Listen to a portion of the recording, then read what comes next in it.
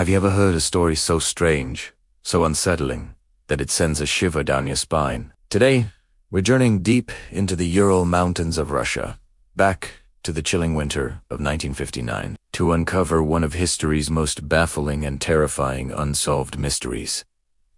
The Dyatlov Pass Incident. It all began with a group of 9 experienced hikers, mostly students from the Ural Polytechnical Institute. They were young, adventurous, and ready to conquer the unforgiving terrain of the northern Ural. Their leader, a 23-year-old engineering student named Igor Dyatlov, had planned a challenging Level 3 expedition, a route that would test their skills and endurance. They were all seasoned skiers and mountaineers, well prepared for the harsh conditions they would face. The group consisted of 7 men and 2 women, a tight-knit team filled with excitement and ambition. They documented their journey with diaries and photographs, capturing moments of laughter and camaraderie against the vast, snowy landscape. Their early entries paint a picture of a normal, albeit difficult, expedition. They were making good time, full of high spirits, and looking forward to reaching their final destination, Ural Mountain. But something went horribly wrong. On February 1st, they set up camp on the slopes of a mountain known ominously as Kolatsa, which translates from the local Mansi language to Dead Mountain. This would be their last camp. After this night, they were never seen alive again. When the group failed to send a prearranged telegram by their expected return date of February 12th, their families began to worry. A search and rescue operation was launched, but heavy snow and treacherous conditions hampered their effort. It wasn't until February 26th, weeks after they were last heard from, that the search party made the first horrifying discovery. They found the group's tent, but it was anything but a normal campsite. The tent was half buried in snow and, bizarrely, had been sliced open from the inside. It was as if something had terrified the hikers so much that they couldn't even take the time to untie the entrance. They had to cut their way out into the deadly minus 30 degrees Celsius night. Inside the tent, all their belongings, warm clothes, shoes, food, and equipment were left behind, neatly arranged. It was clear they had fled in a panic, and inexplicably, they were either barefoot or wearing only socks. The search party followed a trail of footprints leading away from the camp,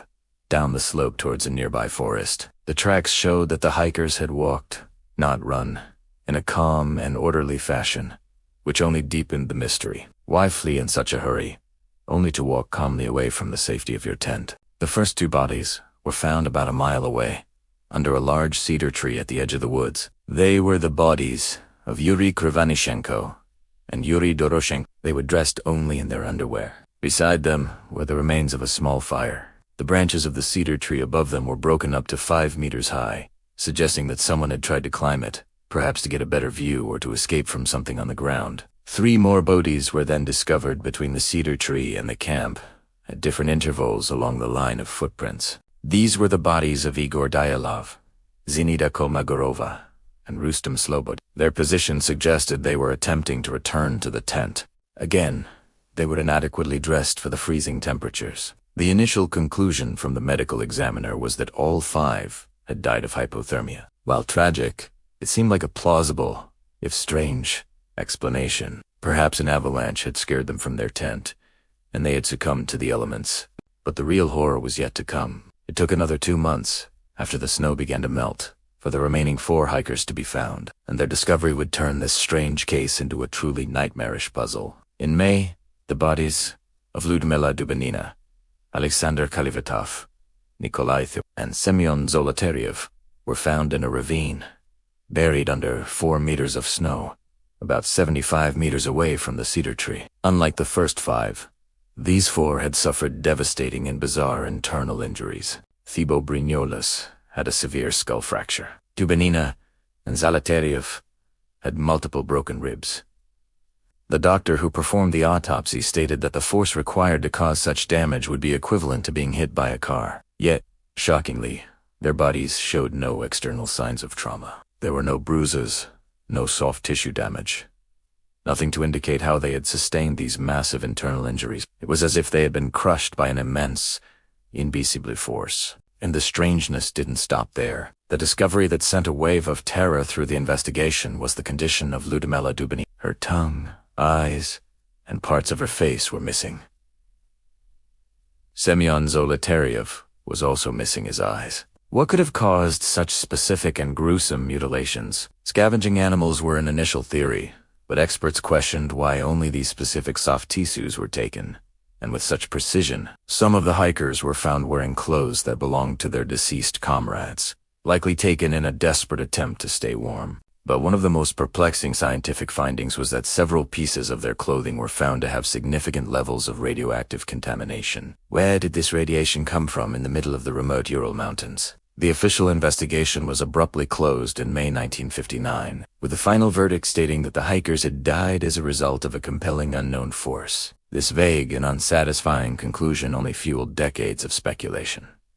What was this compelling force? The theories range from the plausible to the outright paranormal. One popular theory suggests a slab avalanche, a type of avalanche where a large plate of snow slides down, could have forced them from the tent. However, experienced mountaineers had pointed out that the location wasn't a typical avalanche zone, and the evidence at the site didn't fully support this. The footprints leading away were orderly, not panicked, and the tent itself was not completely buried. Another prominent theory points to secret military weapons testing. The area was known to be used for such activities. Could the hikers have accidentally stumbled upon a secret test, witnessed something they weren't supposed to see, and been eliminated? This could potentially explain the powerful concussive injuries and the presence of radiation. Some eyewitnesses in a nearby town reported seeing strange orange spheres or lights in the sky on the night of the incident, leading to speculation about missile tests or even something more otherworldly. And of course, there are the more fringe theories. Some believe the hikers were attacked by a creature unknown to science,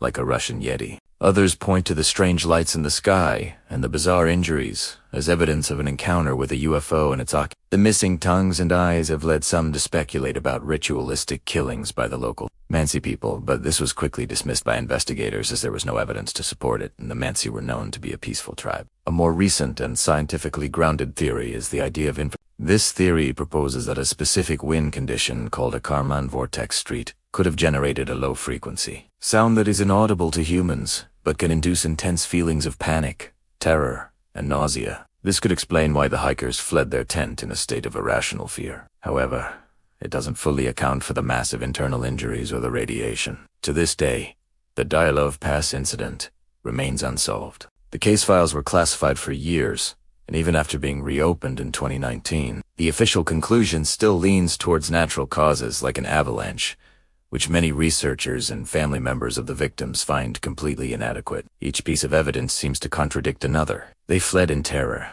but walked calmly. They froze to death, but had massive internal injuries. They were in the remote wilderness, but had radioactive traces on their clothes. The story of those 9 hikers who went on an adventure and never returned continues to haunt us. It's a chilling reminder that sometimes the truth is far stranger and more terrifying than any fiction. What do you think happened on that frozen mountainside? Let me know your theories in the comments below. Thanks for watching. If you found this mystery as fascinating as I do, be sure to like this video and subscribe for more deep dives into the world's greatest unsolved cases. Stay curious and stay safe.